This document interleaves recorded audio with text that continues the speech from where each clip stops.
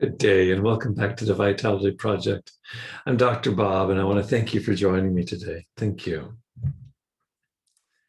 In our most recent post, we set out with a new agenda for a new series, and that agenda is this: to identify and then to learn how to constructively deal with high-risk stressors in our lives. High-risk stressors are the ones that lead to distress, that we're most vulnerable to moving into trying to numb out or fix them by self-medicating. Our goal here? Our goal is to find a way to move through our day-to-day lives, often while we're encountering situations that potentially threaten our sobriety, without falling down the rabbit hole of addictive relapse, whether that relapse is to addictive substances or other self-defeating, self-destructive addictive behaviors, or even addictive attitudes. I'll have more to say about that when we come to our exercise in just a few moments. The common denominator in all of these addictions that I just named is that they enslave us. They may provide a short-term relief, but the long-term results are not good. I just want to remind you, I do this oftentimes, is that the Latin root word for addiction, addictus, simply means slave. So addiction, if we just winnow it down or distill it down to its core meaning, addiction equals enslavement.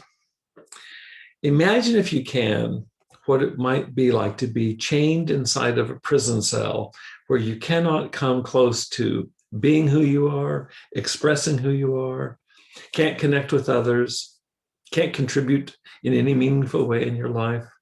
In a word, where you cannot move. This is imprisonment. This is enslavement. This is addiction.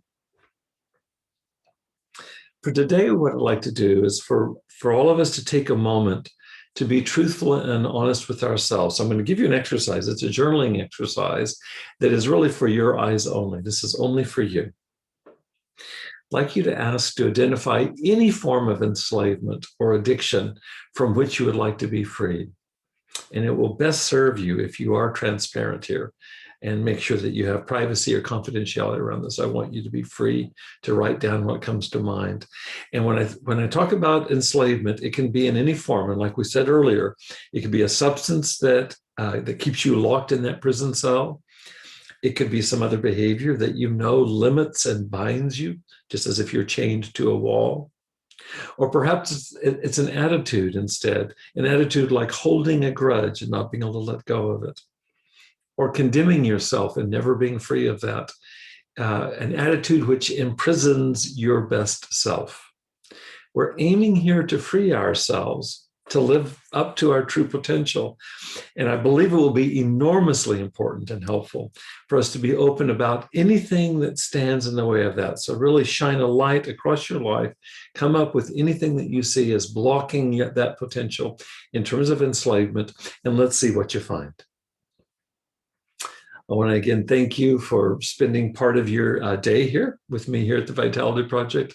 It's much appreciated. I wish you well with this exercise. I also wish that you would stay safe and be well until we meet again here. I look forward to seeing you again soon. Thank you.